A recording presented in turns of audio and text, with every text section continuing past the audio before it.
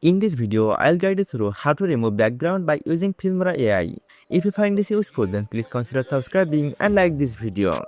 First, to drag the video on Filmora timeline.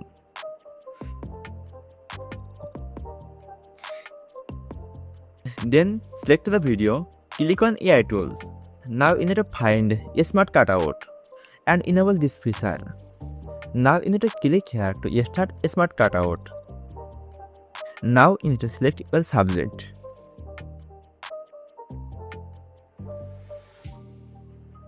When you successfully select your subject, then again you need to click here. Then Filmora AI will automatically process the whole video. This might be take up to few seconds based on your video size and duration.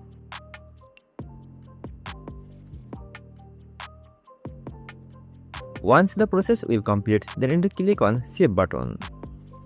Now, let's take a transparent image.